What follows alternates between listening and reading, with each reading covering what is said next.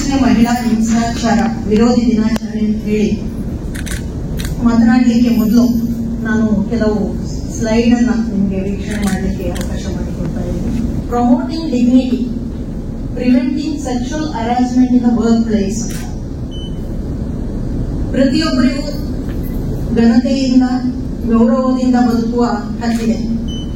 ಅದು ಮಹಿಳೆ ಆಗಿರ್ಬೋದು, ಪುರುಷರಿರ್ಬೋದು, ಮಕ್ಕಳಿರ್ಬೋದು, ಅಥವಾ ಯಾರೇ ಆಗಿರ್ಬೋದು. ಆದ್ರೆ ನಮ್ಮ ಡಿಗ್ನಿಟಿ ಎಲ್ಲಿ ಎಫೆಕ್ಟ್ ಆಗ್ತಾ ಇದೆ ಅಂತ ಹೇಳಿದಾಗ ಹೆಚ್ಚು ಕೂಗು ಬರೋದು ಹೆಣ್ಣು ಮಕ್ಕಳಿಂದ ಮತ್ತು ಮಹಿಳೆಯರಿಂದ.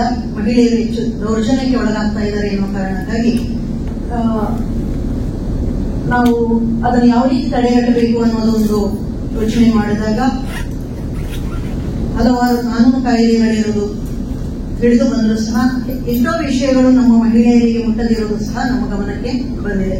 ಹಾಗಾಗಿ ಈ 2013ರಲ್ಲಿ ಜಾರಿಯಾದ ಕಾಯ್ದೆಯ ಬಗ್ಗೆ ತಿಳಿಸಿಕೊಡುವುದು ಈ ಕಾರ್ಯಕ್ರಮದ ಉದ್ದೇಶ ಅಂತ ಹೇಳಲಿಕ್ಕೆ ಇಷ್ಟಪಡ್ತೇನೆ.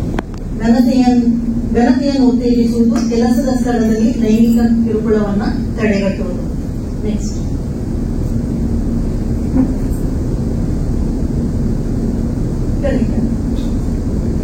ನೆಕ್ಸ್ಟ್ ಮುಂದೆ ಹೋಗ್ಬೇಕು.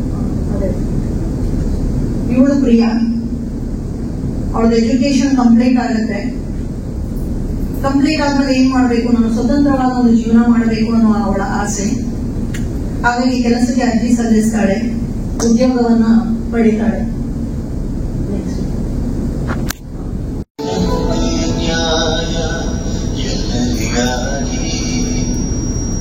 ಗಾಳಿಯಂತೆ ನ್ಯಾಯ ಎಲ್ಲರಿಗಾಗಿ, ನೆಮ್ಮದಿಯ ನ್ಯಾಯ ಎಲ್ಲರಿಗಾಗಿ, ನಂಬಿಕೆಯ ನ್ಯಾಯ ಎಲ್ಲರಿಗಾಗಿ, ಜೀವಭಾವದ ದೇಶ ಭಾರತ ಎಂಬ ಹಕ್ಕು ನಮ್ಮದು, ಭೇದಮಾನದ ನ್ಯಾಯ ದೇಗುಲ ಎಂಬ ಹಕ್ಕು ನಮ್ಮದು, ನೀರಿನ ಗಾಳಿಯಲ್ಲಿನ ಉಸಿರ ಹಕ್ಕು ನಮ್ಮದು, ಭೂಮಿ ಚೆಲ್ಲುವ ಹಾದಿಯಲ್ಲಿಯ ಹಸಿರ ಹಕ್ಕು ನಮ್ಮದು.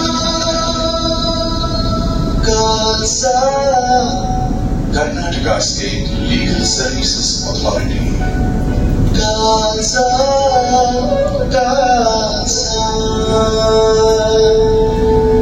ನಮ್ಮ ಅಳಲನ್ನು ಎಲ್ಲೂ ಆಲಿಸುವವರಿಲ್ಲ ಎಂಬ ಚಿಂತೆ ಏಕೆ?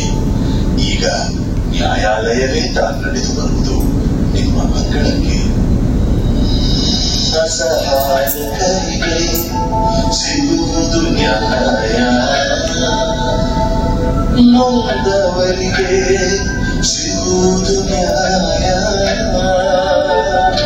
ದುರ್ಬಲರಿಗೆ ಸಿಗುವುದು ನ್ಯಾಯ, ಶೋಷಿತರಿಗೆ ಸಿಗುವುದು ನ್ಯಾಯ. ಜೀವಭಾವದ ದೇಶ ಭಾರತ ಎಂಬ ಹಕ್ಕು ನಮ್ಮದು, ಭೇದಮಾನದ ನ್ಯಾಯ ದೇಗುಲ ಎಂಬ ಹಕ್ಕು ನಮ್ಮದು, ನೀರಿನ ಗಾಳಿಯಲ್ಲಿನ ಉಸಿರ ಹಕ್ಕು ನಮ್ಮದು, ಭೂಮಿ ಚೆಲ್ಲುವ ಹಾದಿಯಲ್ಲಿಯ ಹಸಿರ ಹಕ್ಕು ನಮ್ಮದು. ಬಡವರು ಹಾಗೂ ದುರ್ಬಲರಿಗಾಗಿ ಉಚಿತ ಮತ್ತು ಸಕ್ಷಮ ಕಾನೂನು ಸಲಹೆಗೆ ಪ್ರತಿಬದ್ಧ ಕಾನೂನು ಸೇವಾ ಪ್ರಾಧಿಕಾರ ಕಾಲ್ಸಾ, ನ್ಯಾಯ ಎಲ್ಲರಿಗಾಗಿ.